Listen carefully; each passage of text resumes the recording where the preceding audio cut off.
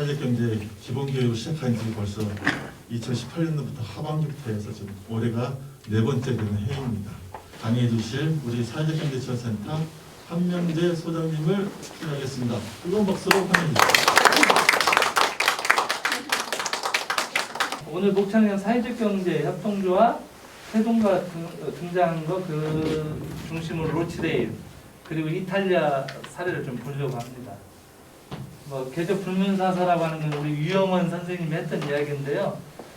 나중에 여러분들 혹시 부안에 가시게 되면 방계서원에 한번 꼭 가보시기 바랍니다. 유영원 선생님 호가 방계인데 이분이 양반인데도 불구하고 임진왜란이 끝나고 부안에 와서 개간을 해가지고 땅을 농민들한테 나눠주고 공동체를 이루었던 사람이에요. 그때 이분이 뭐라고 했냐면 양반은 다 도둑놈들이다 이렇게 이야기했어요. 일하지 않고서 다 빼앗아간다. 그렇게 하면서 계문서에는 양반이나 상놈이나 필요 없다. 똑같다. 이렇게 이제 이야기를 한 거예요. 그러니까 16세기 1600년대 사람이니까 1600년대에 이미 이런 협동에 대한 인식을 가지고 있고 실학사상의 거두예요. 여기서부터 실학이 시작됩니다. 유영원, 성호, 이익, 그 다음에 다산 이렇게 쭉 이어지거든요. 그래서 사실 우리가 협동조합, 사회적 경제 이야기하지만 이 사회적 경제가 근대에 일어난 게 아니고 우리나라에서도 조선 중기에 형성이 됐어요. 그런데 왜 조선 중기에 이게 가능했을까? 임진왜란 때문입니다. 임진왜란 때 조선의 국민이 800만 정도 됐어요. 그런데 임진왜란이 딱 끝나고 나서 조선 사람들 수를 세니까 400만입니다. 반토막 난 거예요. 인구의 반이 다 죽었어요. 결국 땅이 있어 농사 지을 사람이 없는 겁니다. 다 농민들이 죽었으니까. 양반들은 전투에 안 나가잖아요. 농민들이 부역으로 나가서 죽거든요. 결국 그 땅을 농사 지을 사람이 없는 상황.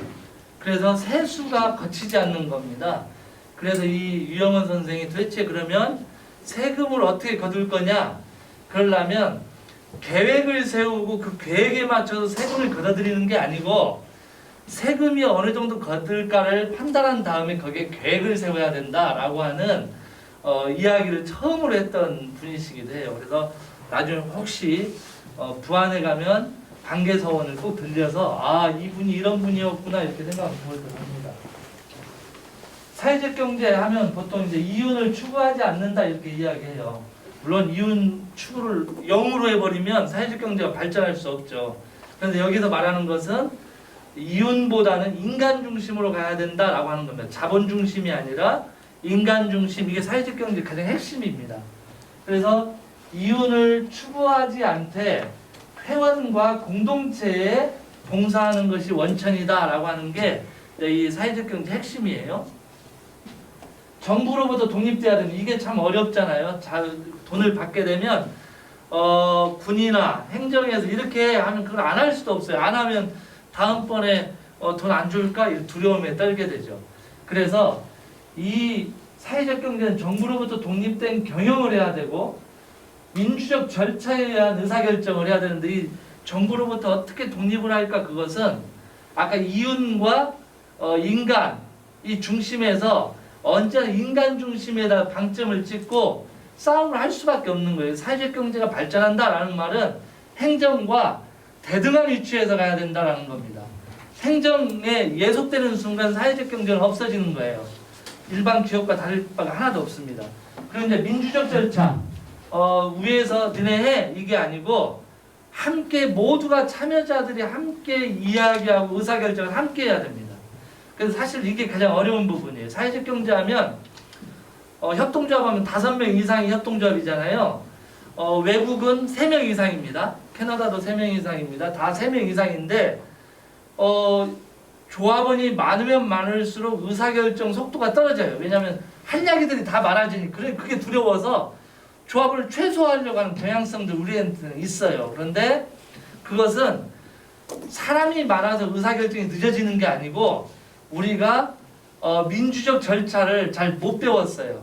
그래서 목소리 큰 사람이 대빵하는 시대에 우리는 살다 보니까 마이크 잡고 1시간 동안 이야기하는 분 있잖아요. 제가 옛날 성수에 처음 왔는데 무슨 회의라고 그래 딱 나가봤더니 한 분이 딱 마이크 잡기 시작해서 1시간 회의하기로 했는데 한 56분 하더라고요. 뭐 끝났어요 그냥. 뭐 개인의 의사의 발언을 줄 기회조차도 없는 거예요. 그게 사실은 민주적 절차가 아니라는 겁니다.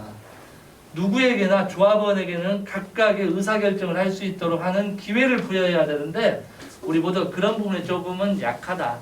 그래서 이런 협동조합 또는 사회적 경제를 하다 보면 의사결정에 대해서 이제 인식을 하게 되고 그리고 자기 발언을 중요시하는 만큼 타인의 발언도 중요하다라는 걸 깨닫게 되는 거죠.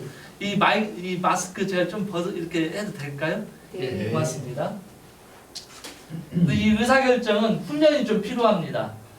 이건 끊임없이 회의하는 방식에 대한 훈련들, 이런 훈련을 통해서 다른 사람의 이야기를 우리가 들어야 된다는 훈련들이 좀 필요하고요. 자본보다 사람을 우선한다. 활동에서 참여, 역량 강화, 책임을 대단히 중요한 가치로 생각합니다. 무슨 일을 하다 보면 말은 많은데 참여하지 않아요. 그렇게 되고 꼬투리 잡고 이러잖아요. 반드시 이 사회적 참여를 반드시 해야 됩니다.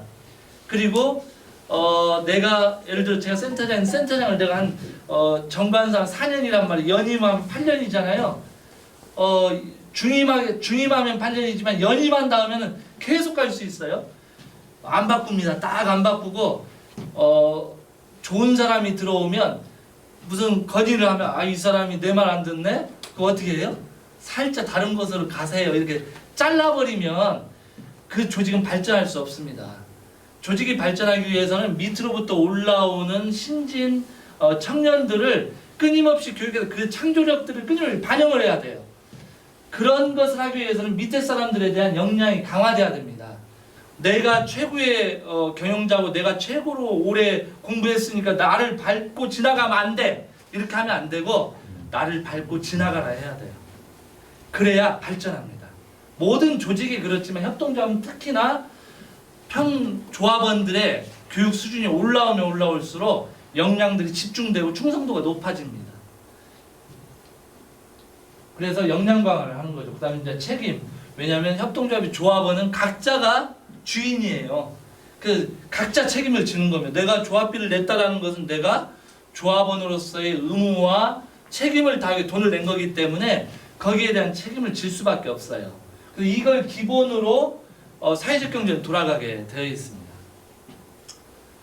사회적 경제 이렇게 하면 사회적 기업, 협동조합, 자활기업, 마을 이걸 통칭해서 그냥 사회적 경제 이렇게 이야기합니다.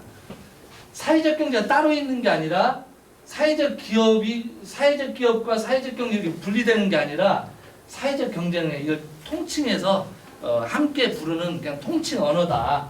그리고 사회적 기업은 이 뭐라 그럴까요? 취약계층들 여기 보면 공공의 이익에 부합하는 사회적 가치를 추구하면서 재화를 생산하는 거예요. 우리로 이야기하면 저기 그 전주에 나온 비빔빵 이런 게 이제 사회적 기업이면서 사회적 경제죠. 협동조합이 있습니다. 이제 우리가 알고 있는 공동소유, 민주적 운영. 그리고 마을 기업은 마을 공동체에 기반을 두고 주민의 자발적 참여, 주민들이 함께하는 것. 자활은 취약계층들에 대한 일자리를 제공해주는. 그래서 국민기초생활보장법 김대중 대통령 때 만든 이 보장법에 따라서 움직이게 되어 있습니다. 그래서 이걸 총칭해서 사회적 경제라 이렇게 한다라는 겁니다. 그래서 대부분의 사람들이 사회적 경제 또 하나의 어떤 부문으로 아는데 그렇지 않다. 사회적 경제 역할 아까 우리 진행자가 처음에 말씀을 해주셨는데 농촌에서는 도대체 그럼 뭘 해야 되느냐 이런 거대 자본주의 안에서 인구는 없고 시장도 괴멸했는데 여기에서 도대체 뭘 할 거냐 사회적 경제밖에 살릴 수 없습니다. 그래서 사회적 경제를 보면 이런 거죠. 노동시장에서 취약계층에 대한 고용을 창출해요. 취약계층의 고용을 창출한다는 말은 이득을 그렇게 높이지 못한다는 뜻이기도 합니다. 여러분 자활에서 나오는 상품을 한번 자세히 보세요. 자활에서 취약계층들이 모여서 한과를 만들거나 뭐 만들어 나오면 딱 먹어보면 대기업에서 만든 거하고 딱 먹어보는 건 뭐예요? 아 이거 아닌데 이렇게 돼요. 이분들은 거기에서 굳이 좋은 제품을 만들 필요가 없습니다.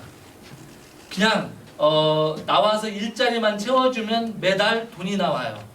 이 사람들을 원래 자활에서는 키워서 기술 재능을 높여가지고 하나 일자리 당신이 회사를 하나 만들어 보세요 이렇게 해야 되는데 그렇게 내보내려고 하니까 귀찮아. 머리도 아프고 법인 뭐 이런 거 신경 쓰기 싫으니까 나는 그냥 여기 있으면 매달 여기에만 붙어 있으면 160에서 180을 내가 받네? 굳이 안 나가는 겁니다. 그리고 상품의 질도 높이려고 하지 않아요. 그게 지금 자활의 딜레마입니다. 여기에서 교육받은 사람들 챙겨서 나가야 되는데 안 나가는 거예요. 그래서 지금 자활을 극대화하기 위해서는 사회보장제도가 가지고 있는 장점과 자활에서 가지고 있는 장점을 결합시켜서 네가 나가서 하면 우리가 사업체를 챙겨줄 터이니 네가 경영을 해봐라 이렇게 해서 지금 내보내려고 이제 노력을 하고 있는 거예요.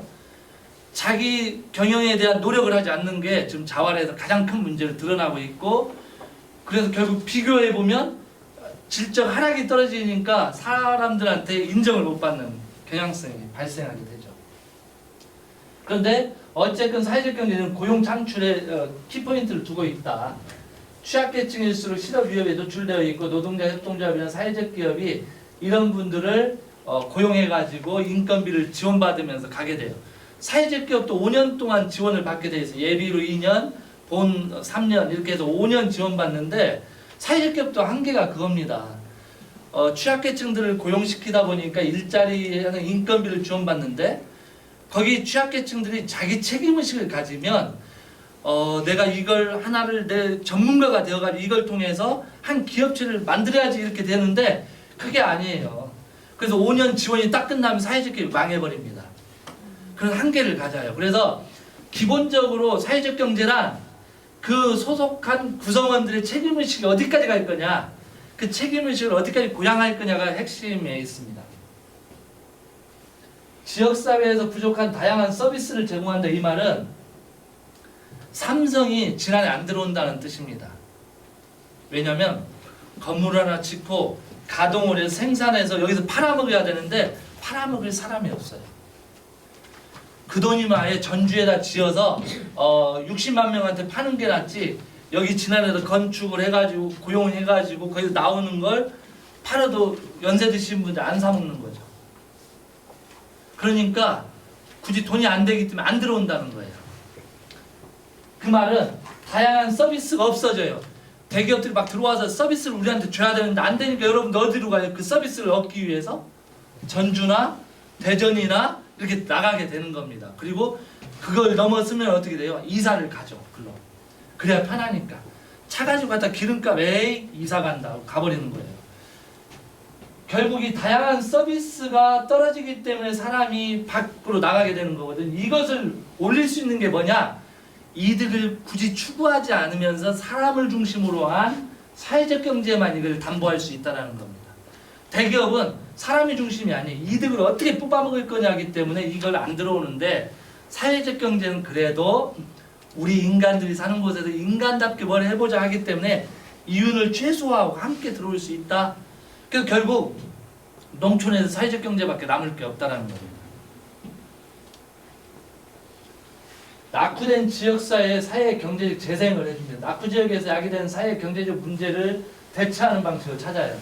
이건 아까 대기업의 문제와 마찬가지로 똑같이 사회적 경제가 그런 걸 담보할 수밖에 없다라는 겁니다. 예를 들어 우리나라가 사회적 경제에 대한 관심이 극도로 증폭한 때가 1997년도였어요. IMF 빵 터지면서 남자들이 직장에서 다 쫓겨나기 시작했습니다. 인건비를 줄이기 위해서. 쫓겨나니까 누가 돈을 벌어야 돼 이제? 집에서 지금까지는 막 일자리도 풍성해가지고 남편이 벌어오는 돈으로 먹고 살았어요. 그런데 남편이 해고당하니까 이제 여성들이 일자리를 나가게 됐습니다. 여성이 나가려고 봤더니 집에서 가정을 지금까지 노동을 통해서 보존해 왔는데 나가려고 보니 가정을 돌볼 사람이 없는 겁니다. 아이를 누구한테 맡겨 이런 게 생긴 거예요. 그것을 누가 담당했냐? 사회적 경제 팀들이 다 담당한 거예요. 그래서 사회 서비스를 사회적 경제가 담당해주고 그분들이 나가서 일자리를 통해서 돈을 수익을 올리는 형태를 취했기 때문에 97년도부터 사회적 경제에 대한 인식이 바뀌었거든요. 마찬가지로 사회 경제적인 허물어지고 뭔가 사람이 이탈하고 청년들도 없고 하는 곳에서 어떻게 하면 청년들이 모이게 하고 청년들이 어떤 일자리를 창출하게 하는 그런 것들은 이런 사회적 경제의 인식이 있어야 됩니다. 그런데 청년들한테 제가 물어요. 야, 근데 이거 한번 해봐라 그러면 청년들 딱 대답을 안 합니다. 그거 하면 나에게 돈이 얼마나, 월급이 얼마나 나오죠? 이게 딱 있는 거예요. 그 말은 뭐냐면 진안에서 180만 원 받는다. 예를 들어 최저 생계비로 180 받는 것과 전주에서 180 받는 건 전혀 다릅니다. 서울에서 180만 원 받고 일할 수 있나요? 거지 생활해야 돼요. 서울에서는 집 어디 얹힐 데가 없는 거죠. 농촌은 일반 푸성기는 그냥 먹을 수 있어요. 그러면 이 급여의 차이는 있을 수 있으나 도시와 비교했을 때 여기에서는 그 정도로 인간이 충족함을 누리면서 갈 수 있어요. 그러면 농촌에 있는 사람은 가격을 낮추라가 아니라 내가 이 안에서 이 일을 통해서 어떻게 지역에 공헌할 건가를 생각해야 되는데 우리는 지금까지 내 친구도 집 밟고 좋은 회사 가서 좋은 월급 받아가지고 풍성하게 어떻게 살 건가만 배워가지고 더불어 사는 거에 대해서 무관심할 수밖에 없었어요.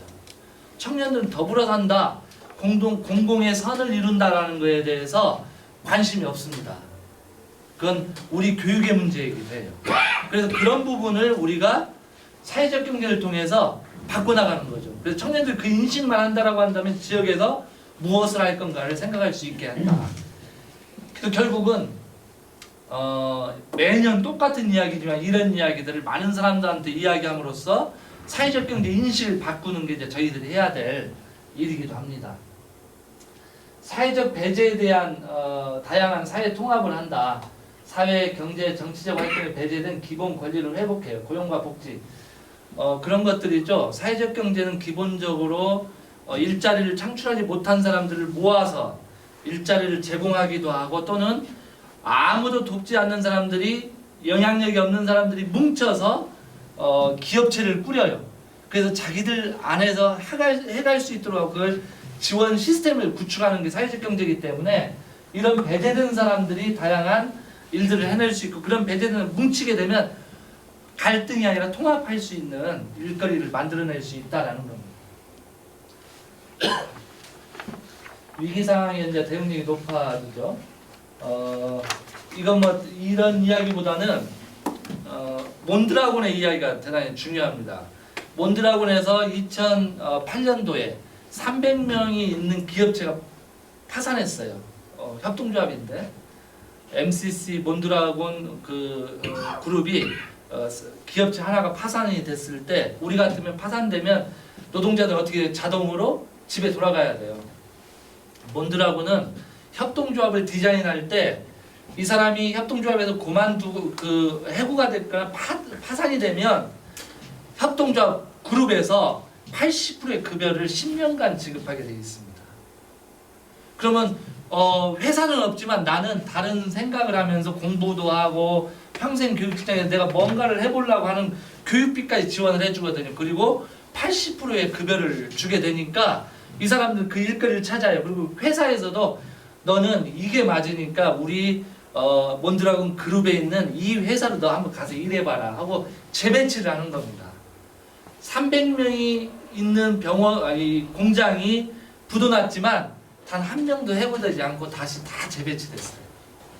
그리고 임원진들이 어떻게 하냐? 내 월급을 1%씩 깎읍시다. 그래서 지금 이 위기를 극복합시다. 이렇게 하는 거예요.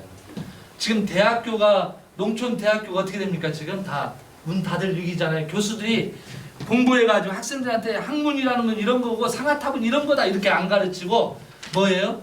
접고 고등학교 가서 우리 학교 좀 보내주세요. 세일즈하고 다녀요. 대학이 대학의 기능을 상실해버렸습니다. 그래서 이제 대학교 이제 폐쇄한다라고 하잖아요. 그럼 이거 어떻게 해요? 이 교수들? 지금까지 공부 열심히 박사학위 따가지고 막 외국 유학 갔다가 왔는데 이 사람들 어떻게 사냐는 말이에요. 정말 큰일 났어요. 일파방사기네.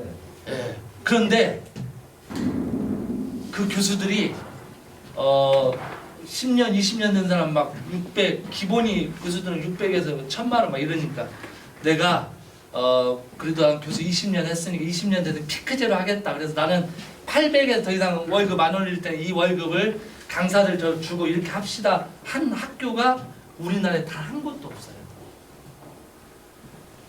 다 뭐 강사들이 보따리 장사하고 30만 원 받고 움직이는데 무관심하고 있다가 부도 나고 파산 나면 그냥 자기 월급 딱 받아 나가는 거예요. 자기 학문을 했던 후배의 어떤 거에 대해서 관심이 없습니다. 그런데 협동조합은 그 길을 다녔던 곳에 있던 사람들이 해고를 당하거나 했을 때 자기 월급을 깎아가지고 그 사람 재배치될 수 있도록 보장 체계를 만들어 놓은 게 협동조합이에요. 미국이나 우리나라도 그때 엄청나게 해고당했잖아요. 그런데도 불구하고 협동조합은 그대로 유지된다. 그게 협동조합의 강점입니다. 사회적 경제의 강점. 그래서 그런 부분에서 고용의 안정을 기여했다라고 보는 거죠. 지속적 일자리로 고용 안정에 기여한다. 우리가 지금 있는 그 하나로마트 있잖아요. 하나로마트 여러분 자주 가시죠? 농협 하나로마트. 이 농협 하나로마트에서 뭘 사게 되면 그 돈은 우리 지역에 쓰여지나요? 어디로 가나요? 지역으로 가겠어요? 아니면 우리 진안에서 쓰여지겠어요? 아니면 어떻게 되겠어요? 중앙으로. 우리 하나로마트에서 돈 쓰는 것은 이마트나 홈플러스나 똑같습니다. 다 중앙으로 갑니다. 여기에서 하나도 안 풉니다. 농협이 협동조합인데도 불구하고 지역을 기반으로 하지 않기 때문이에요. 지역에 뿌리를 안 둡니다.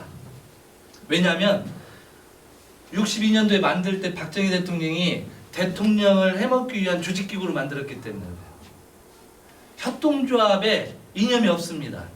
조합장들한테 가서 이거 협동조합이 이렇게 합시다 해도 이게 무슨 협동조합이 이렇게 말해요. 조합장님들이 조합원에게 최대한의 편익을 줘야 되는 거예요. 전주에서는 당신들이 어떤 걸 사도 이거보다는 못 삽니다. 이렇게 해서 우리 조합원이 당신 최대 우리의 왕과 같습니다 하고 황제처럼 대우해줘야 우리 조합원들이 우리 농협 정말 좋아 이렇게 하지.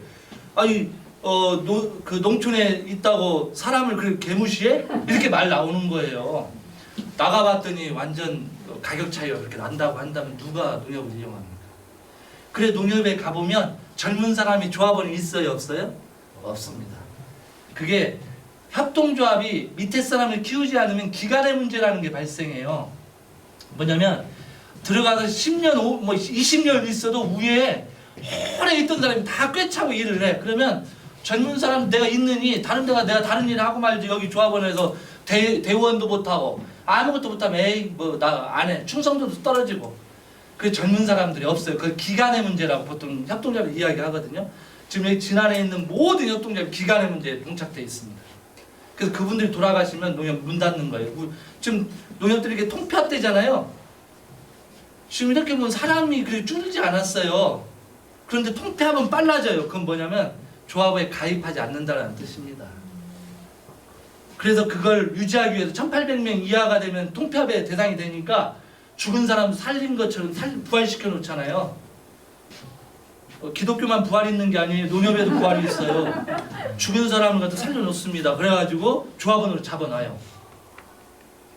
이게 협동조합이 가장 잘못되는 방식으로 가고 있는 겁니다. 지역에 뿌리를 둬야 되는데 그래야 지속 가능하고 지역이 시장이 순환이 되는 건데 다 외부에다 해서 우리 쓴 돈을 다 외부에서 가져가니까 여기는 국가인 텅텅 비는 거죠. 그게 문제라는 겁니다. 협동조합은 이게 원칙입니다. 이게 협동조합 공부하는 그 시험 보면 이걸 딱 쓰라고 나와요. 협동조합의 정의에 대해 쓰시오 이렇게 하는. 협동조합은 공동으로 소유합니다. 이게 개인 소유가 아니라는 거예요. 공동으로 소유한다. 모두가 사장이다. 민주적으로 운영하는 사업체. 그래서 삼성 같으면 주주를 얼마나 가지고 있느냐에 따라서 발언권이 결정되지만 여기는 100만 원을 출자했던 10,000원을 출자했던 똑같은 발언권 1인 1표입니다. 그리고 이것 때문에 문제가 발생하는데 어떤 분들은 협동조합을 하나 만들어야 되겠는데 명성 가지고 만들려고 그래요. 한명재가 지난해 내가 기대하면 아니다. 민주당이 그렇죠. 민주당이 기대하면 꽂으면 쫙 모이잖아요. 예. 기대 꽂으면 될 거야. 이렇게 그건 협동조합에는 100% 실패합니다. 협동조합은 어떻게 돼야 되느냐? 안 하려고 하는데 야 이렇게 해다 우리 못 살겠다. 그러니 이거 한번 같이 고민해보자. 그래요? 그 공동의 필요와 욕구를 가진 사람들이 뭉쳐야만 살아남는 거예요. 뭘 하더라도 경제, 사회, 문화적 필요가 있어야 됩니다. 5명이면 5명이 그래 이거다. 제가 이제 사례를 드리는데 이건 그 기업체를 비방하기 위한 게 아닙니다. 우리가 지난해 그걸 살려야 되기 때문에 하는 건데, 자 처음에 지난해 우리 마을지원센터에 카페인이 만들어졌어요. 5분의 여성분들이 우리가 한번 여기 사랑방으로 만들어 봅시다. 커피를 좋아하는 사람들이 모여서 이렇게 해서 모였어요. 그런데 하다 보면 나는 커피는 마시기는 좋아하지만 만드는 건 싫어. 나는 커피를 즐겨하지만 난 커피 뭐 어떻게 볶고 이런 관심 없고 뜨개질이 난 좋아. 그래서 난 그 카페에서 나 뜨개질 하려고 나 여기 조합원 됐어. 이렇게 되는 거야. 그러면 공통의 생각이 다 달라요. 결국 커피 좋아하는 한 사람만 매번 나와서 커피 먹고 이거 뭡니까 이거 갈아가지고 대접을 해야 돼요. 그렇잖아요. 그 이득은 어떻게 해야 돼요? 일정 부분 나눠야 되잖아요. 그러면 어떻게 되겠어요? 나는 아침 일찍 나와가지고 이렇게 며칠간 고생해. 저 사람들은 잠깐 뜨개질 하다가 그냥 갔는데 이 이득을 어떻게 물론 분배는 그렇게 하지 않았지만 예를 들어 그런 일이 발생하면 이게 발전이 안 돼요. 그래서 5명이 커피에 미친 사람이 뭉쳐야 되는 거예요. 200만 원 막 300만 원 돈을 냈잖아요. 그럼 커피에 미친 사람이 있어서 이 사람이 아는 야 이것보다 이렇게 맛있어 하고 막 서로에서 개발이 돼야 되는데 어떤 사람 뜨개질, 어떤 사람 뭐 다른 공방 이렇게 되면 관심사가 다르니까 카페인 커피를 파는 곳이지만 다른 게 되는 거잖아요. 그러면 안 된다는 거예요. 그래서 지금 아주 슬기롭게 그냥 간간히 힘들게 지금 왔어요. 그래서 지금 이제 새롭게 디자인할 때가 온 거죠. 카페인이 살기 위해서는 한 번에 결단이 필요한 거죠. 이렇게 우리가 도대체 이걸 한번 지난해에서 확 트게 가려면 어떻게 할까? 제가 사람들 막 목사들 오면 커피 한 잔 제가 협동조합을 배웠으니까 어딜 가자고 그래요? 자기 이디 안 가요. 그러잖아요. 난 협동조합이니까 어딜 가요? 카페인을 갑시다. 봉고차 2대로 막 실어가지고 딱 왔는데 문이 탁 닫혀 있어요. 그러면 아이고 미안해. 다시 가면 어디 가야 되지? 결국 이디야 가. 그럼 다음에 누가 오면 소개를 못해요. 혹시나 또 문 닫았을까 이거. 장사는 신뢰거든요. 사람이 한 명도 없어도 열려 있어야 돼요. 사람들이 거기 안에서 신뢰가 형성돼야 돼요. 장사도 신뢰가 핵심인데 그런 신뢰가 뭉거지는 순간 다 사라지는 거죠. 협동조합은 기본적으로 신뢰가 핵심입니다. 신뢰가 없는 협동조합은 존재할 수 없어요. 기본 전제가.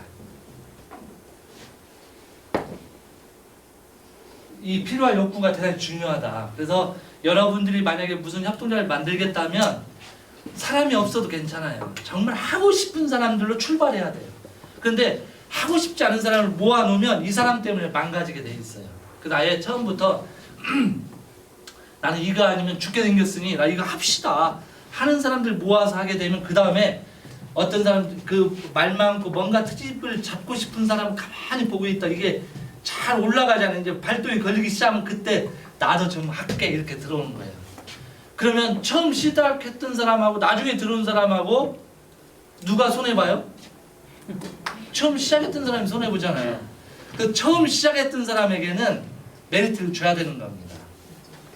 처음 시작했던 사람은 퇴직금 제도를 발생을 시키거나 해서 메리트를 줘야 모든 협동조합을 할 때 같이 처음부터 출발 동선에 쓰려고 하는 거예요. 그래서 그런 걸 디자인을 잘 해야 돼요. 그런 디자인 누가 해주느냐? 협동조합 연구소에서 이렇게 해서 이건 이렇게 한번 해보세요 이렇게 이제 알려주는 거죠. 지원센터에서. 그리고 자발적으로 모여야 된다. 누구 깃발 꽂았다고 모이는 게 아니다라는 거예요. 나 스스로 그 사람과 관계없이 나는 이 지역에서 이걸 반드시 해야 되니까 이런 사람들이 모여야 된다. 그래서 이 3가지를 보통 대단히 중요하게 민주적, 필요와 욕구를 충족하고자 자발적 결성, 이게 핵심 키워드이죠. 조합의 가치와 원칙이 있는데 이제 이 기본 가치가 있고 윤리적 가치가 있습니다. 여기 다 뭐가 있냐면 평등, 책임, 자조, 정직, 공개 이런 게 다 있어요. 농협도 공개의 원칙이 있습니다. 그 대원 회의를 하면 그 회의록을 밖에다 게시를 해야 돼요. 지난해 있는 모든 농협에 한번 가보세요. 회의록 있는지. 없습니다. 회의를 공개해 주세요 해도 안 해. 당신이 왜 그걸 보려고 그래요? 이렇게 해요. 조합원은 무조건 볼 수 있도록 다 밖에다 비치해 놔야 돼요. 외국에서는 이렇게 안 하면 협동을 폐쇄시켜 버립니다. 그냥. 우리나라는 자기 맘대로 하죠. 그래서 그 협동조합 대회가 있어요. 전 세계 협동조합 대회를 2년마다 한 번씩 하는데 우리나라 농협은 협동조합이지만 협동조합이 아닌 것으로 인정해요.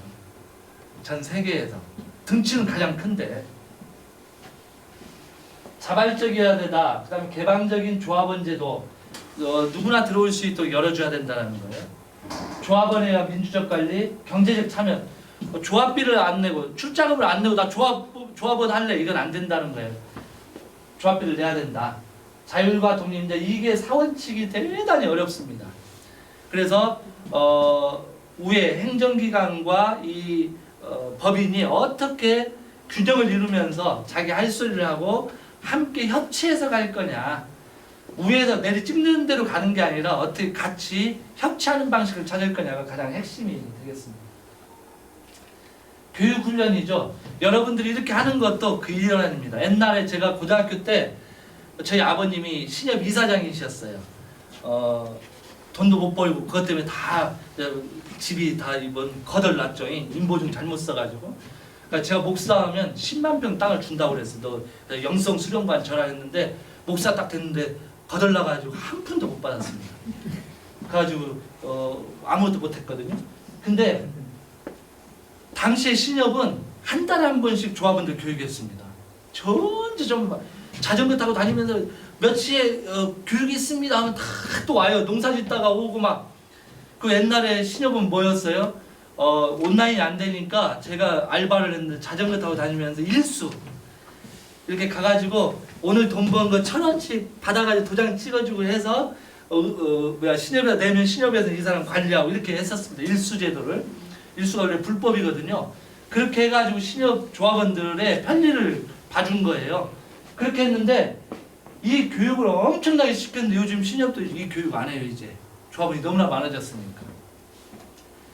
이 교육훈련 정보 제공 이것을 요즘 서울 동작구에서 동작구 신협이 이것에 대해 다시 원상복귀를 하자 해가지고 지금 동작구는 2달에 한 번씩 조합원 교육을 합니다. 협동조합 사회적 경제 교육을 하면서 지금 조합원들이 여기는 뭘 하냐면 동작구 그 신협들이 한 8개 정도 되는데 그 8개 신협이 모여서 조합원들 교육을 해가지고 조합원들이 받는 출자금의 이자 있잖아요. 이자의 1%를 사회적 경제 기금으로 마련하는 걸 하고 있어요. 이게 농협이 만약에 우리 지난해 농협이 조합원이 예를 들어 10,000명 정도 된다. 그럼 10,000명이 예금했던 거에 대한 이자를 내 1%는 사회적 경제 기금으로 기부하겠습니다. 이렇게 하면 돈이 금세 모여져요. 지금 동작신협 8개가 지금 10억을 모았어요. 그 2017년부터 시작해가지고 10억을 모았습니다. 이자로만. 근데 목돈을 내라고 그러면 사람들이 부담스러워해요. 그런데 이자 3% 받는데 0.5% 다 낼게. 그러면 내 이자에서 이렇게 기부금이 나가니까 나도 기부하는 사람이야 이렇게 되는 거예요. 근데 목돈에서 한 100만 원 해봐. 그럼 못하잖아요. 그런 걸 이런 신협에서 하는 겁니다. 그래서 그 돈으로 뭐 하냐? 새로 만들어지는 협동조합에게 기금이 없잖아요. 출자금 부족하잖아요. 그때 지원해 주는 거예요. 그렇게 해서 그 협동조합이 잘 살아갈 수 있도록 보통 인내자본이라고 하는데 그런 자본들을 마련하고 있습니다.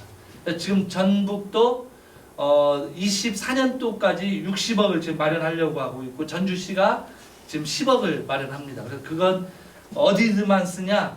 전주시만 써야 돼. 지금 우리나라 법제는 전라북도에서 만들었으면 전라북도 안에 협동조합만 지원할 수 있어요. 전남은 안 돼요.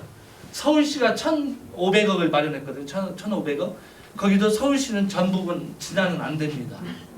서울시만 돼요. 그렇게 돼요. 그래서 결국 우리도 진안에서 사회적 경제를 발전시키기 위해서는 우리가 만드는 사회적 금융을 만들어야 돼요. 사회적 기금을. 그래서 지역의 청년들이 다 김현두 씨가 한 게 뭐예요? 트럭 타고 다니면서 막 전국 돌면서 커피 판매하는 거. 나 그런 거 하고 싶은데 돈이 없습니다. 그러면 얼마 필요한데 탁 봐가지고 이건 가능성이 있겠네? 지원해 주는 거예요. 청년들이 망했어. 그렇게 하다가 돈 안 들어와요. 그래서 목사님 그 10억 투자하느니 아예 견실한 데다 줘야 돼요. 이렇게 생각하잖아요. 그래서 한 5억 주고 그래서 이자 한 6%씩 받으면 되잖아요. 사례가 이렇습니다. 그 세계의 사례는 인내자본으로 지원을 했던 돈이 회수 안 되는 그 율이 1%도 채 안 돼요. 99%가 다 회수돼요. 왜냐하면 1,000만 원, 2,000만 원, 3,000만 원 이 정도 지원해요. 초기 자금을. 청년이 뭐 시작하겠습니다 하고 우리 아버지, 어머니 살아계시면 내가 자립적으로 하겠습니다 했는데 3,000만 원 띄어먹었다고 평생 사기꾼으로 살기는 싫다라는 거예요. 그래서 어떤 일이 있어도 갚아. 그런데 그러고 나서 이제 청산하고 생각해보니까 내가 이번에 이렇게 실패했는데 이걸로는 가능하겠네? 또 받아 또 한단 말이죠. 그렇게 해서 청년들이 자기가 하고 싶은 일을 할 수 있다는 거예요. 근데 우리의 청년들은 지금 어떻게 해요? 모든 친구와 결연을 하고 도서관에서 스펙을 쌓다가 삼성, LG, 현대 아니면 곧 죽음을 달라 하는 거예요. 그러다 갔더니 재터리로 맞고 결제판으로 맞고 하니까 에이 이제 그만 다닐래. 인생을 소비하는 겁니다. 자기 하고 싶은 일을 하는 게 아니라 돈을 쫓아가는 인생을 됐다 그걸 포기하게 되는 거잖아요. 근데 지역에 있는 청년들이 자기가 하고 싶은 일을 할 수 있도록 해줄 수 있는 건 사회적 경제라는 거예요. 사회적 금융이고. 그 지금 저희 지원센터에서 이런 사회적 기금을 마련하려고 지금 준비 중에 있습니다. 여러분들 나중에 많이 이렇게 참여하셔야 됩니다. 협동조합과 협동해야 돼요. 지난해 40개 정도가 있는데 좀 만나서 우리 연대하고 연대체 하나 만듭시다. 안 들어와요. 원래 협동조합은 법입니다. 이게 협동조합과 협동하세요. 우리는 이렇게만 정해놨지만 외국은 협동조합을 만들었을 때 반드시 연합회에 등록을 해야 돼요. 연합회에서 등록이 안 되면 이 협동조합은 아웃됩니다. 그렇게 해서 일정한 금액을 연합회에다 보내면 연합회가 회계 정리도 해주고 디자인도 해주고 기금도 마련해서 지원해주고 이런 시스템을 갖는데 우리는 안 해. 그래서 인자하고 만들고 있어요. 막 연합회 만들어서 뭔가 이렇게 해야 됩니다. 이렇게. 그 이유는 2012년도 기본법이 딱 통과하고 나서 협동조합법이 통과하고 나서 협동조합 만드는 다 뭐냐면 지원해 줄 것이다에 있었어요. 방점이. 그래서 그냥 협동조합 뭐 모르지만 만들어 놓으면 지원해 주겠지 하고 하다 보니까 돈을 안 주네? 에이 협동조합을 모르기 때문에 연대를 안 하는 거예요. 그래서 이제부터라도 협동조합 교육을 하고 지원센터 그런 것들을 디자인해주고 하는 이유는 그렇게 해서 만들어진 협동조합들이 모여지면서 연대체를 만들고 연합회를 만들고 해서 활성화가 될 수 있도록 하기 위해서 지원센터들이 만들어지는 겁니다. 40개 중에서 2018년 협동조합 연구소가 만들어지고 만들어진 법인 20개예요. 무슨 말이냐면 12년도부터 쭉 해서 40개, 21년은 40개 만들었는데 18년 말 19년부터 19, 20, 21년 3개가 반절을 만들어낸 거예요. 지원 시스템이 있는 거 없는 거의 차이라는 겁니다.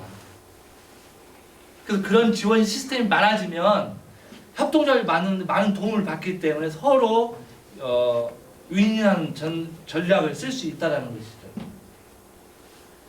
지역사회에 기여해야 됩니다. 협동조합은 나만 잘 먹고 잘 산다 이거 안 된다는 거예요. 그래서 이게 운영 원칙입니다.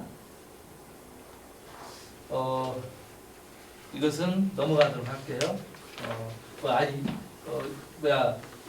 주식에 사는 투자자의 이익이잖아요. 협동조합은 이용자의 편익에 조합원의 편익을 추구하는 겁니다. 조합원이 아니면 이득을 못 주는 거예요. 그래서 조합에 들어와야 되는 거죠. 그래서 편입 추구예요. 소유자의 자격은 소유자가 곧 이용자가 아니에요. 왜냐하면 돈 투자하는 사람이 있고 물건 사가는 사람이 달라요. 비영리도 협동조합은 소유자하고 이용자가 같습니다. 그래서 이거죠. 아이쿱 같으면 지금 한 48만 명의 조합원인데 아이쿱만 48만 명이 조합원이면서 내가 거기서 물건을 사서 이용하는 거죠. 똑같아요. 법적으로 아이쿱을 이용하는 사람은 아이쿱 조합원만 이용하게 돼 있습니다. 그러다가 재작년에 그걸 풀었어요. 일부 주민들도 이용할 수 있도록 해주자라고 열긴 열었습니다. 원칙 자체는 조합원만 이용할 수 있다 이게 맞습니다.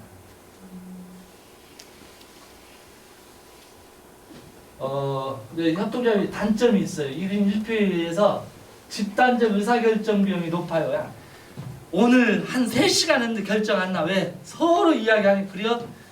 그럼 그 중에 입 큰 사람이 아니야 하고 딱 하는 순간 또 이게 민주적이지 않으니 그래요. 그럼 내일 또 합시다. 내일 또 합시다. 한 6개월 가는 거죠. 그러면 이게 그 회의 비용만 너무나 들어가고 그 결정이 늦어지니까 사업 진행하는데 들어가는 경비들이 엄청나게 소요되는 거예요.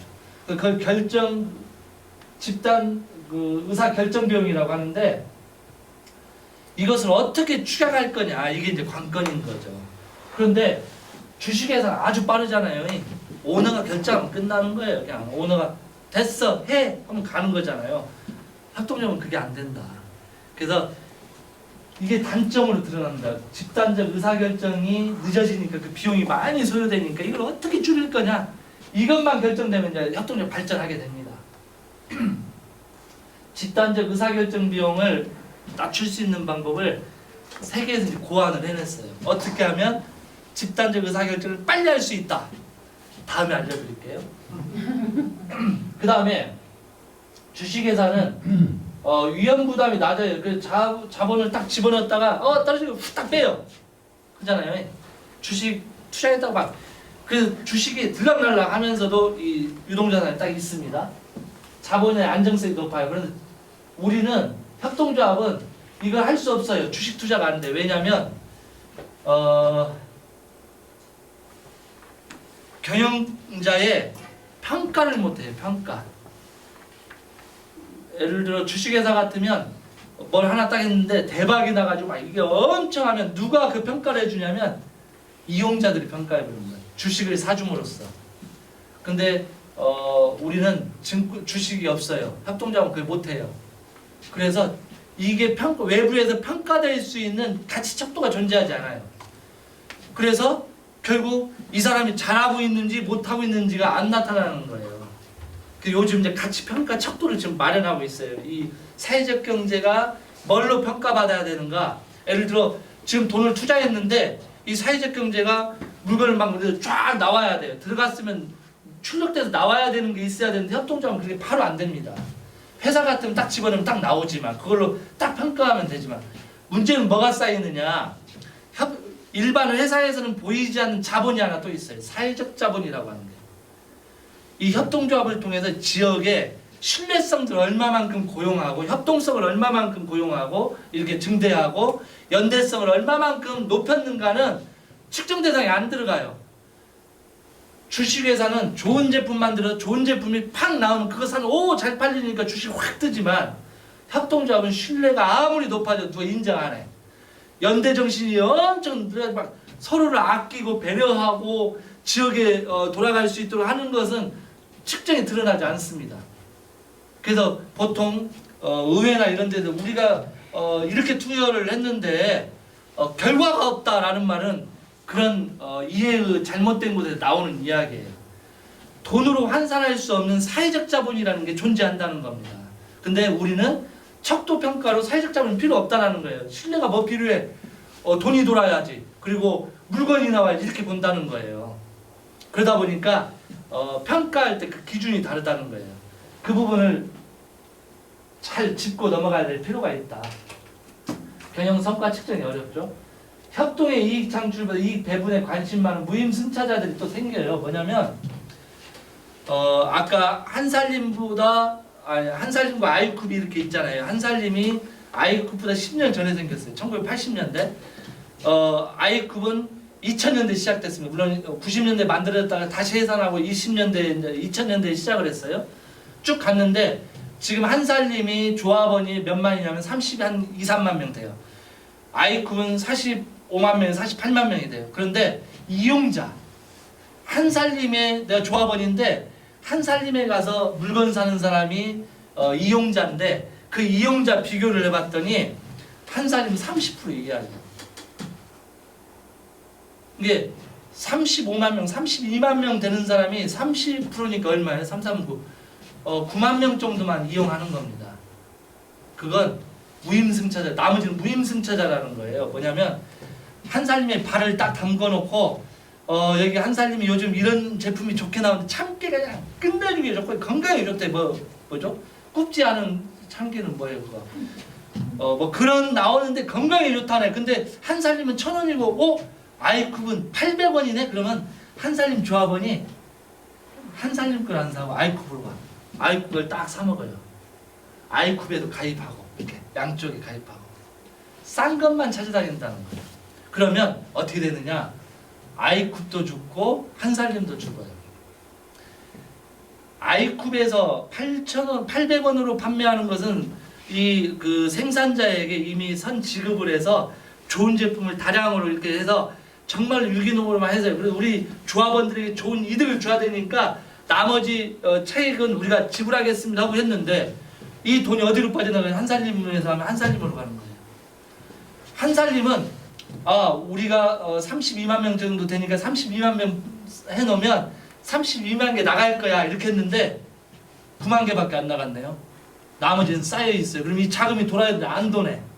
그렇게 되면 어떻게 생산자한테 들어가는 돈이 적어져요. 그럼 생산자가 다음부터는 나 한살림에 납품하는 걸 줄일 거야. 그리고 어디로 가요? 아이쿱에서 줄게 이렇게 가버리는 거예요. 그 회사가 죽는 겁니다. 무임승차자가 많아지면 많아질수록 빨리 망한다 라는 거예요. 그래서 이 무임승차자를 없애는 것이 관건입니다. 협동조합에서는. 그래서 어떻게 하냐? 조직을 찢어내요. 조직이 많아지면 100명이면 무임승차자가 20% 이상 있습니다. 왜냐하면 익명성이 보장되니까. 내가 여기서 좀 안 사더라도 아무도 모를 거야 이게 있잖아요. 10명씩 잘라요. 그래서 자회사를 만들어요. 자회사를. 그러면 10명에 소속돼 있는 내가 좀만 잘못하면 어떻게 돼? 내가 잘못한 게 드러나니까 그 조직 안에서 열심히 움직이게 하죠. 그래서 큰 협동조합 밑에는 자회사들이 막 300개 이렇게 있는 이유는 조직을 잘게 나눠서 그 조직의 충성도를 높이게 하는 방식으로 선택된 거예요. 이건 이야기 드렸고요. 조합원 투자 기피가 일어나죠. 이것은 지금 협동조합에서도 일어나는 거예요. 그 농협에서 우리가 출자금을 많이 내야 어떻게 돼요? 농협에서는 그 대출도 많이 받을 수 있어요. 출자금에 비례해서 대출도 받잖아요. 그런데 이거 그리고 출장을 많으면 내가 좀 대표 뭐라고 그래요? 이거 대원도 해보고 이사도 좀 가야 되는데 연세 드신 분들이 꽉 잡고 계시고 그 마을에 토주대감들이 계시니까 이게 안 되죠. 그럼 투자를 안 해버려. 그냥 나 조합원으로만 있고 이득 됐을 때 좀 사지 뭐. 무임승차자로 변하는 거예요. 젊은 사람들이. 그럼 같이 망합니다. 경영 투자 비용 뭐 이건 아까 말씀드렸고요. 그래서 협동조합은 3가지 위기가 와요. 신뢰, 협동조합 발전 가능성에 의문을 가져요. 그래서 우리 그 눈개승마 딱 시작하니까 어떻게 돼요? 눈개승마 무슨 개승마가 있어? 개같이 열리는 뭐 마야? 이렇게 이제 하는 거잖아요. 근데 약초인데 예를 들어 그게 창사가 되겠어 이렇게 해요. 근데 그게 딱 된 다음에 어떻게 돼요? 나도 할래 막 해요. 저희가 그 부안에 가가지고 저희 청년협업농장에서 처음으로 뭘 배워왔냐면 참깨를 배워왔어요. 참깨. 일반 참깨는 한 1.2m 크고 꼬두리가 그 한 대에서 4개씩 이렇게 또르륵 나잖아요. 그러면서 18단 정도 열려요. 18단 밑에서 쭉.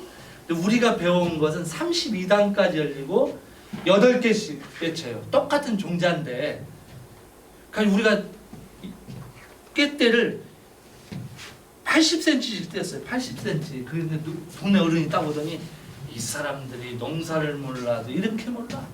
그 옆에는 1m예요.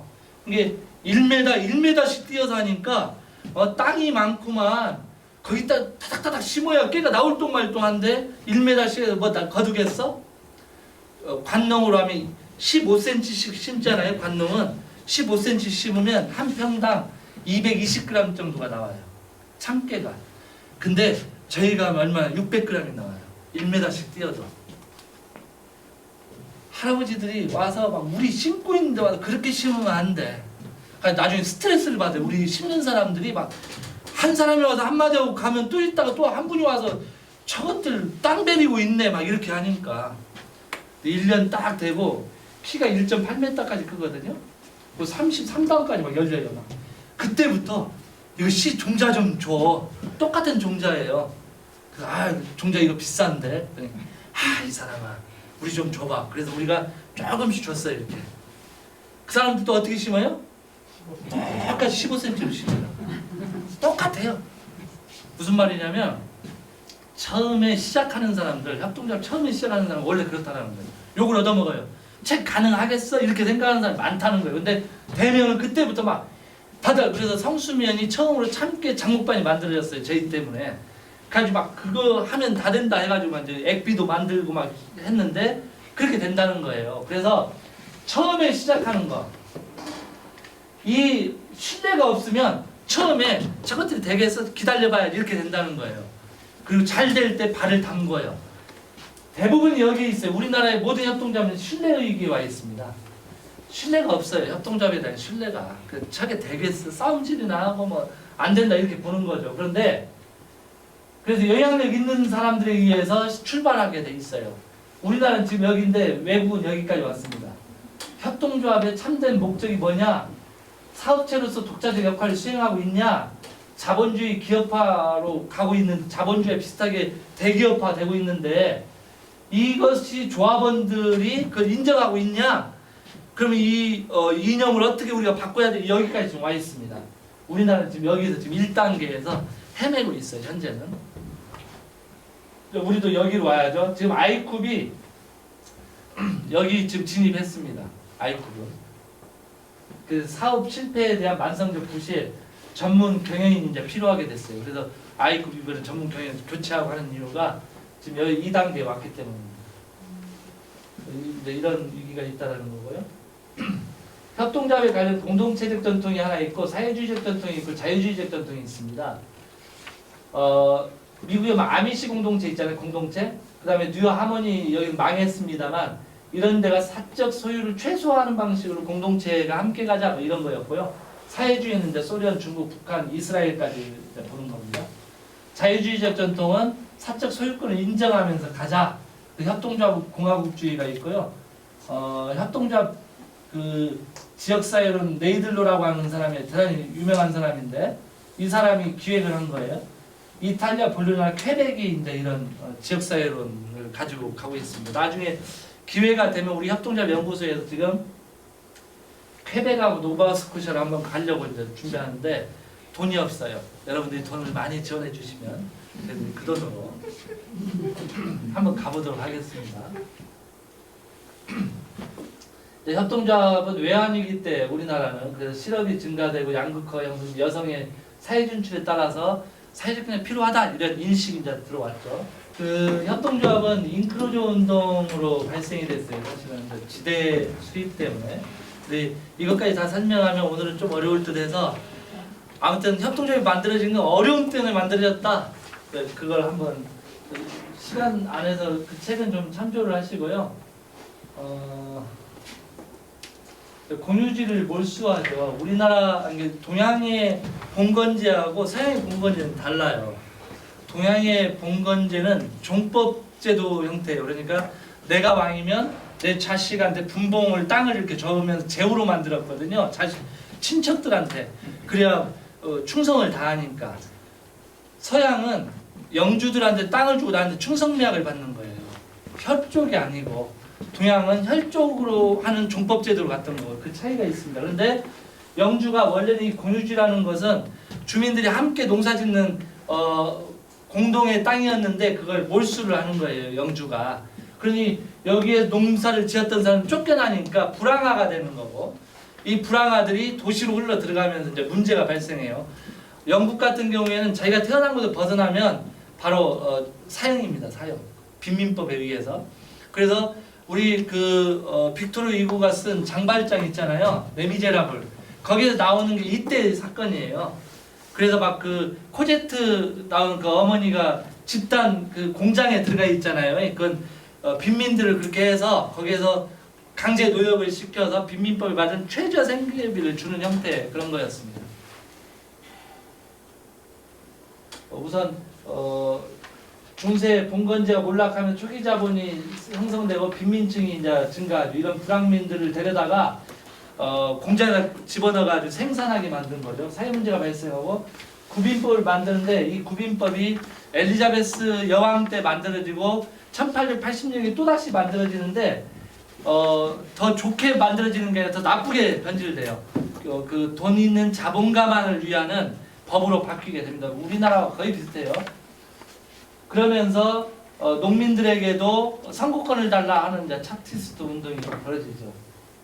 엘리자베스가 만들었던 구빈법인데 수도원에서 그 교구와 지방정부 이런 데에서 이렇게 관리를 하게 처음에는. 그래서 장발장도 보면 처음에 도망간 데가 기도원으로 수도원으로 도망가잖아요. 그게 다 이런 이유에서 그렇습니다.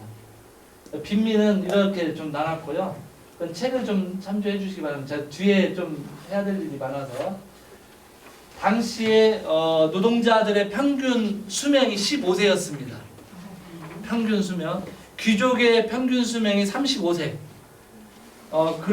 그런 이유가 뭐냐면 산업혁명이 터지면서 석탄을 채굴해야 돼요. 몸집이 큰 사람은 저같이 막 배나고 하면 안 됩니다. 짜그만 해야 돼. 그래야 찌금파고 막 들어가서 그 퍼가 날려야 되니까. 그래서 여기서 먼지 마시고 하면서 많이 죽게 됩니다. 그래서 평균 수명이 15세예요. 그리고 1800년대 중후반에 가면서 독일에서 처음으로 만들어지는 게 있는데 보험입니다. 보험. 연금보험이 그때 1860년경에 만들어지면서 시작을 하게 되는 게 이제 우리가 보통 지금 연금보험 여러분 다 들었죠? 그 연금보험이 그때 만들어요. 왜냐하면 전쟁을 하도 하면 사람들이 그냥 다 죽어나가는 거예요. 누구냐면 천혈제상 비스마르크가 있었을 때 평균 수명이 42세였습니다. 또 그래서 이제 42세 이후에 여성들만 남아있는데 그 여성들이 못 사니까 그 국가에서 책임져야 된다 해서 연금보험이 만들어지게 되는 거죠.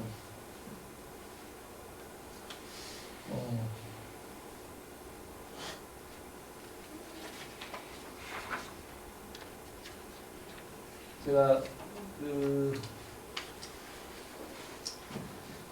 로치데일 이제 시작할 때 28명이 매주 2펜스씩을 모아서 시작을 했어요. 1프랑이 조합비였어요. 1프랑이. 그걸 1프랑을 만들기 위해서 2펜스를 모으는데 32km에 떨어져 있으니까 한 사람이 그 회계가 가방을 들고 32km 가서 2펜스를 매주 받아오는 겁니다. 그렇게 해서 2년 만에 1프랑을 만들어가지고 만든 게 로치데일이에요. 그 정도로 열정 있는 사람들이 헌신해서 만들어진 겁니다.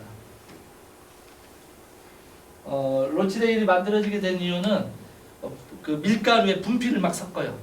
그 다음에 오트밀에는 모래를 섞어. 그래서 무게는 똑같이 나가잖아요. 부피도 똑같이 나가는데 분필이 여니까 뭐 빵을 만들어 딱딱한 빵이 나오는 거죠. 돈은 똑같이 내고 그러니까 이 먹던 사람들 열받잖아요. 그러니까 우리가 밀가루를 사서 우리가 정량으로 팔아보자 시작한 게 그겁니다. 그래서 분필가루가 들어가지 않은 밀가루를 우리가 만들어서 제공하자. 그래서 했더니 막 사람들이 막 좋아 밀가루 여기가 더 맛있어. 이거 다 모였을 거 아니에요. 이게 되네? 이 사람이 뭘 했겠어요? 밀밭을 사는 거예요. 이제 밀밭을 통째로 수매를 딱 했어. 그러니까 빠르려고 재분수에 가져도 또 재분수에 또 살짝 뭘 집어넣는 거예요. 그러니까 이것도 안 되겠네. 밀가루도 수매를 하고 그 다음 재분소를 만드는 거예요. 재분소에서 우리가 정량으로 잘게 빻아서 정량으로 판매하니까 조합원들이 막 늘어나겠죠. 그 수직계열화되는 형태로 발전을 한 겁니다. 그래서 처음에 밀가루 판매부터 시작한 게 로치데일입니다. 세계 최초의 협동조합입니다. 이 사람들이 이렇게 모여서 시작을 했죠. 선구자들인데 28명인데 여자들은 다 빠져있죠. 거기가 원래 남성 위주다 보니까 뭐 우리나라는 1880년대니까 1840년대니까 우리나라보다 더 똑같지 않겠어 하지만 우리나라 훨씬 근대적이었어요. 호주제가 우리나라 여자 호주제가 있었잖아요. 그럴 때까지 다 여자 호주제였습니다. 여기는 남자가 모든 걸 가지고 있어요. 지금 제주도도 여자가 권한이 더 세잖아요. 그런 이야기 하면 이제 안 된 게 쭉 넘어가서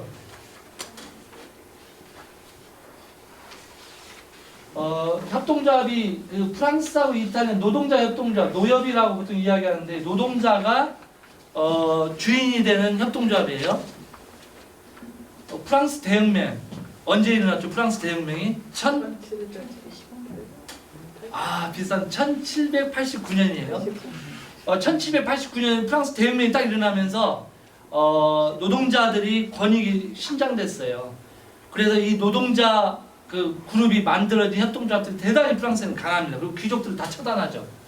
그 프랑스는 그런 전통이 있습니다. 귀족들이 다 처단정한 전통이 있어서 2차 대전이 끝나고 바로 그 부역했던 사람들 다 사형시켜버렸잖아요. 그래도 모두가 인정했어요. 우리나라는 친일 부역에도 또 모두가 또 국가 권력에 또 들어왔잖아요.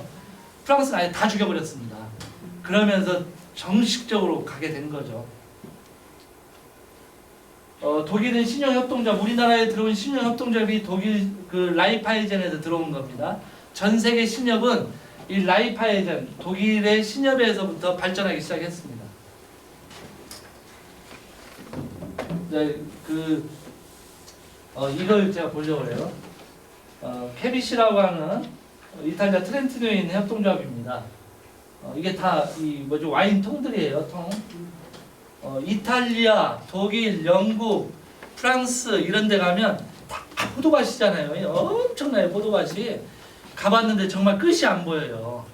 어떻게 저렇게 포도밭을 할까? 근데 이 사람들이 다 이 포도 와인을 어디다 해요? 성 지하에다 넣어놓고 그냥 수도원 지하로 다 들어가 있습니다. 수도원. 옛날에는 수도원들이 술을 또 만들었잖아요. 지금 우리가 막 기독교하면 술 먹으면 큰일 나는지 알지만 옛날에는 술 생산을 다 수도원에 됐어요. 은혜롭게 생산해가지고 은혜롭게 또 마셨죠. 그렇게 이제 했는데 이 와인이 대단히 유명한 곳이 프랑스였습니다. 이탈리아, 독일 이쪽인데 이 트렌티노가 대단히 유명해요. 그래서 그 트렌티노만 보려고 해요. 이탈리아 북부에 있습니다. 면적이 70%가 1000m 고지대입니다. 50%가 이제 숲이고 그래서 농사가 어려워요. 뭐 다른 게 안 돼. 그냥 뭘 할까 고민하다가 이제 포도를 하게 되는 거죠. 총 인구는 50만 명이고요. 140여 개의 작은 마을로 이렇게 구성되었습니다. 자치주입니다. 성직자들.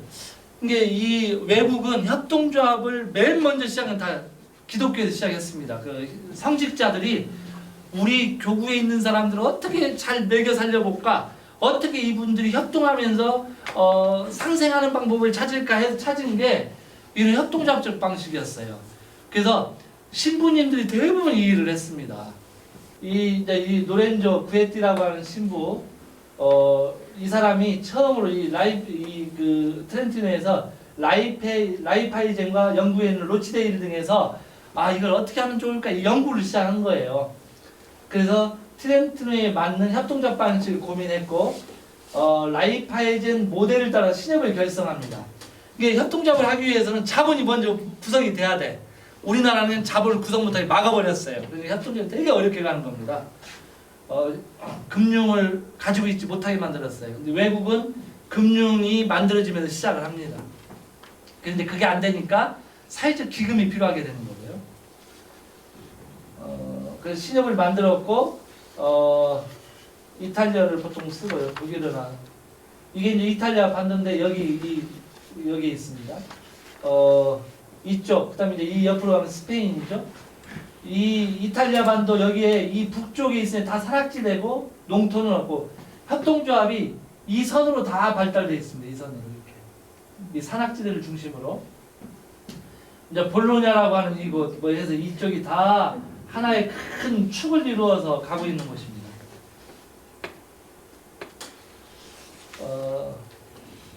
처음에는 실업률 7.4, 청년율 20%, 4만 유로, 이제 트렌토 지역은 이탈리아의 다른 지역에 비해 실업률이 절반.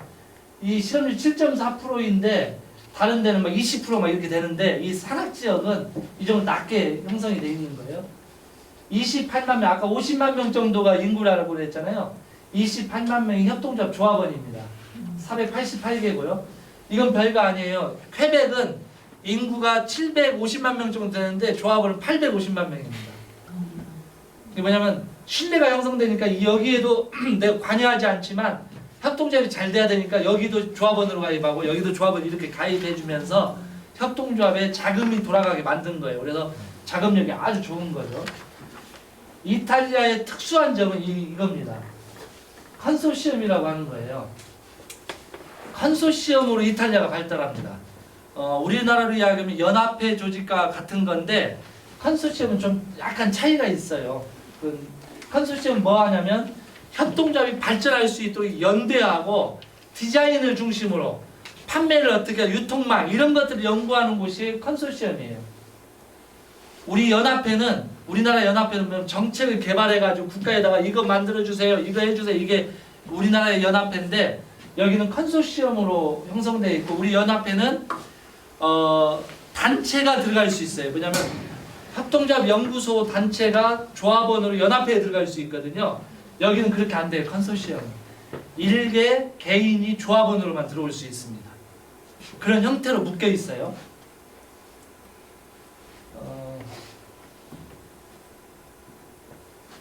여기도 마찬가지 대규모 인구 유출 위기를 겪었어요. 그래서 지역 주민 참여 협동조합을 만들어 산업관 보장하자, 적절한 수익 기반을 좀 구축하자.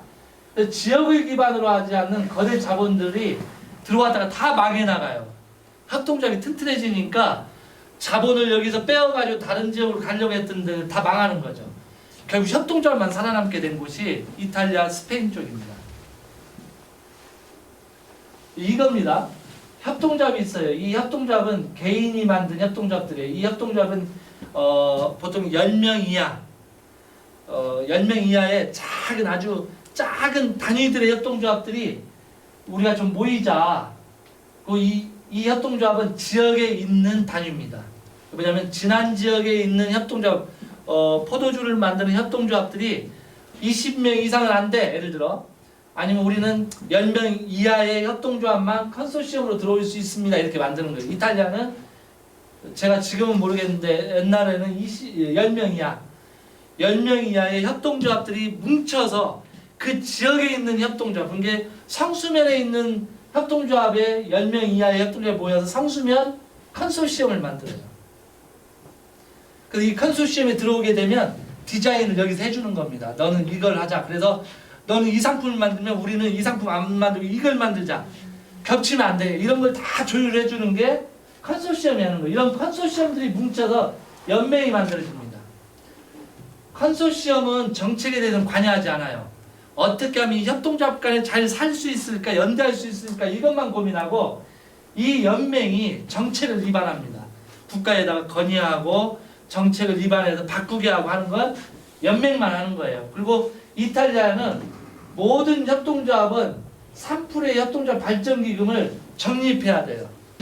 여기에 들어오지 않으면 협동조합에 협동조합으로 쓸 수 없어요.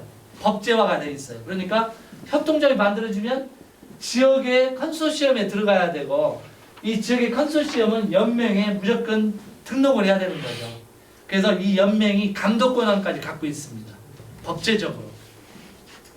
이 연맹은 그래서 디자인을 하진 않아요. 이 연맹에서는 돈을 없는 데를 지원하고 이 연맹에서는 국가에다가 이런 법제를 만들어야 됩니다라고 건의하고 법제화하는 데 치중을 하는 게 연맹이죠. 우리나라는 연합회가 이것도 하고 이것도 해요.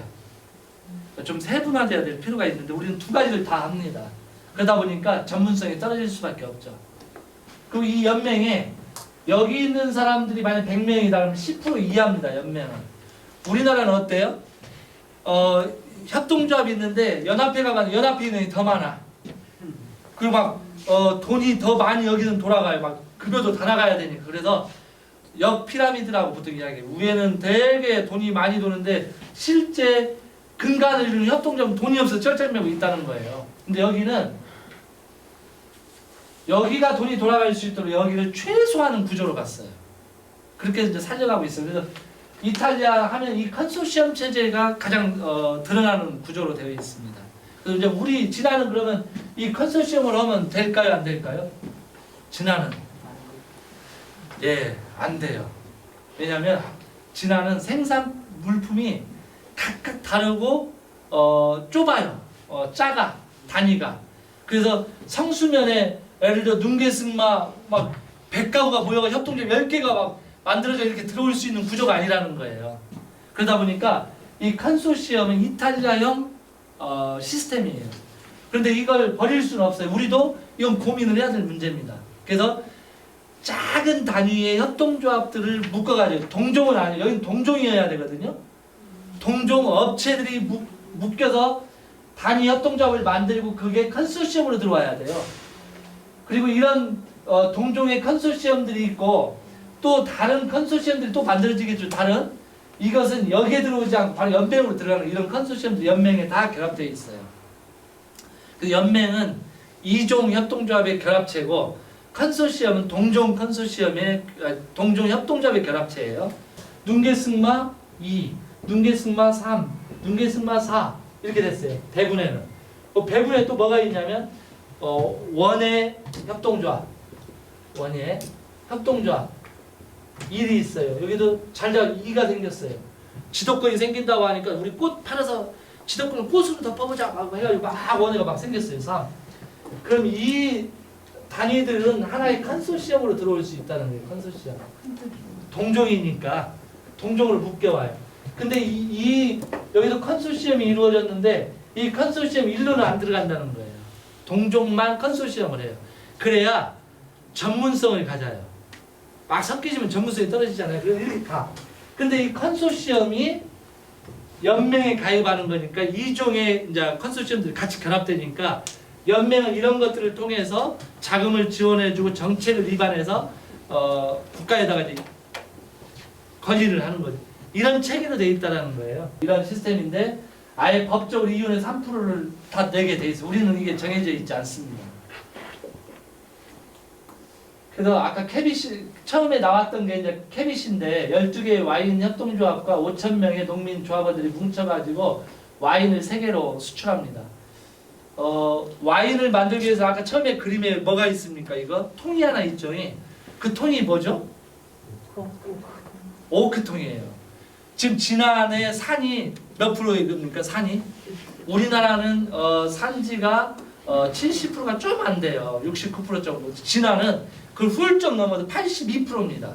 산지가 82%인데 거기에 나무가 소나무가 엄청 없고 뭐가만 있어요? 참나무만 막 엄청 납니다. 이 참나무를 오크통을 만들어요. 근데 이 오크통을 만들면 몇십 년 쓰는 게 아니라 그 와인을 넣어서 숙성을 시키고 향기를 잡으면 2년 걸려요. 그걸 빼면 오크통을 없애야 2번은 못 써요. 오크통을. 그 오크통을 우리는 불쏘시개로 쓰나요? 외국은 우리는 비싸게 그 오크통이 한 통에 60리터짜리 120만 원입니다. 60리터 들어간 오크통이. 그걸 우리는 사다가 막 못 만들어요? 가구 비싼 가구 팔잖아요. 그래서 이 와인 하나가 생기게 되면 주변에 생기는 협동조합들이 막 늘어나요. 오크통을 만들어야 돼요. 오크통을 만들려면 산에서 배워와야 되죠. 임업 채취가들이 딱 잘라가지고 쪼개서 건조하고 해서 거기다 판매하면 이 사람 오크통을 만들어서 그 다음에 철로 동그란 걸로 해서 딱 끼워가지고 주입을 하고 2년 후에 나오면 앤틱 가구에서 가져가가지고 또 그 가공해서 나무로 나가고 아니 가구로 나가고 붙는 게 많은 거예요. 그래서 하나의 협동조합은 하나에서 끝나지 않습니다. 모든 협동조합은 다 거기와 연결돼서 계속 뿌리를 내리게 되어 있습니다. 그래서 이런 KBC라고 하는 곳에서 이제 와인을 그렇게 하고 사과 컨소시엄인 멜린다 이게 이탈리아 또 유명해요. 케비라고 이 두 개가 유명한데 사과 브랜드고 4,500명의 생산자 협동조합을 만들고 이 16개의 협동조합이 컨소시엄을 만들어서 물량을 규모화합니다. 처음에 혼자 하면 10개밖에 못 만들지만 컨소시엄으로 하면 몇백 개를 만들어서 물량을 대는 거죠. 그런 시스템으로 갑니다. 이건 유릭스라고 하는 게 있는데요. 이 유릭스가 뭐 하는 거냐면 협동조합 인재를 길러내는 교육기관이에요. 우리나라는 이게 없죠. 트렌티노 협동조합 연맹과 트렌티노 뭐 이런 사람들 뭐 이렇게 해서 쫙 해가지고 2008년도에 세워진 연구단체가 유릭스입니다. 모든 사회적 경제에 대한 조사부터 시작해서 연구, 뭐 교육 이걸 다 담당해요. 5명의 핵심 연구원에서 시작했다가 지금 20명의 유릭스니까 엄청나게 큰 것 같잖아요. 20명이 그냥 해요. 그런데 어떻게 하냐? 여기에 들어와서 협동조합 교육을 받고 협동조합을 만들 수 있는 모든 절차 이런 걸 다 전문가들이 되어서 나가는 거예요. 그래서 여기에서 모든 걸 받아가지고 협동조합이 정보를 받아서 커나갈 수 있도록 연구 단체를 만든 게 유릭스라고 하는 단체입니다. 근데 우리나라는 지금 이게 없습니다. 유일하게 있는 게 아이쿱에서 만든 협동조합 연구소인가요? 아니 뭐 하나 있어요. 협동조합 그 성공회대 안에 그거 외에는 없습니다. 그러다 보니까 미약하죠. 여기는 대학이 있어요. 협동조합 대학. 세계에 가면 대학도 협동조합으로 운영을 해요. 경영대학원 협동조합으로 가고 그래서 저기 그 몬트리올 경영대학원은 협동조합으로 되어 있는데 이런 막 우리나라 사람도 많이 갔더라고요. 근데 거기에 복도에 가면 복도 이뭐 판지 이거 뭐라고 그러죠? 이걸 이걸 뭐라고 그래요? 타일. 죄송합니다. 생각이 잘 안 나요. 타일에 막 이름이 막 적혀져 있어요. 그래서 물어봤더니 뭐라고 대답하냐면 이 학교를 나왔는데 지금 지역에서 큰 일을 하는 사람들 협동조합을 그것도 다른 건 안 돼요. 협동조합으로 혁혁한 공을 세우고 열심히 하는 사람들은 그 복도가 다 그 사람들 이름으로 채워져 있는 거예요. 그래서 그 대학을 나오는 사람이 꿈이 뭐냐면 내 이름도 여기에 있기를 이게 꿈인 거예요. 퀘벡의 시장도 거기에 들어가 있습니다. 딱 있어요. 그래서 그 사람들은 우리 같으면 누구 이름 밟고 가면 기분 나쁘잖아요. 그잖아요. 명함을 딱 줬더니 명함 뭐예요? 그 오토바이 타고 가면 틱틱 쏘는 것처럼 쏙 튀고 가면 얼마나 기분 나빠요. 근데 이 사람들은 그 학생들이 자기의 이름을 이렇게 기업에 밟아주기를 원해요. 시장에서 그 학교에 꼭 와가지고 설명회도 하고 여러분들이 밟고 다니는 이름처럼 협동의 기반이 되라 이렇게 이야기해요. 생각이 달라요. 우리는 밟으면 나쁜 놈이지만 거기서는 나를 밟고 가라. 이게 그 학교더라고요. 우리도 지난해 협동조합의 거리 하나 만들어가지고 이름을 막 새겨놓고 막 밟고 지나가게 하면서 막 하면 좋겠잖아요. 이제 그건 아마 한 10년 정도 걸려야 될 건데 어쨌든 그런 일들을 하고 있습니다. 라이페이젠이 이제 기독교인이에요. 아버지가 목사였고 이제 이 사람이 협동조합을 만들었죠. 그 뭐죠? 신약을 한 사람은 모두를 위해 모두는 이거 많이 아는 이야기잖아요. 이 사람이 한 말이에요. 라이파이젠이 처음으로 썼던 이야기입니다.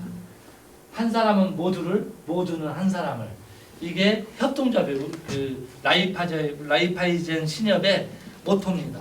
그래서 사실 우리 지난도 2만 5천 명 정도 되니까 우리가 뭘 할 수 있겠어 하지만 협동조합이 결합하기 시작하면 엄청난 효과를 낼 수 있어요. 그리고 일자리 창출이 끊임없이 늘어날 수 있습니다. 지금 그 술댐이라고 하는 술 만드는 이제 농업법이 하나 만들어졌는데 여기서 술을 만들면 술은 몇 수천 가지를 만들 수 있어요. 원 주정에다가 뭘 섞느냐에 따라 다 달라집니다. 향기도 달라지고 색깔도 달라지고 그 다음에 술은 술로 끝나지 않아요. 와인, 그 다음에 막걸리로 시작하죠. 단양주, 이양주, 삼양주, 와인, 위스키, 맨 마지막이 뭐겠어요? 식초. 아니 식초가요 식초는 2,000종 이상이 있습니다. 그런데 지금 여러분들이 드시는 건 다 뭐예요? 빙초산이잖아요. 빙초산. 희석식 물 섞어가지고 독극물입니다. 독극물.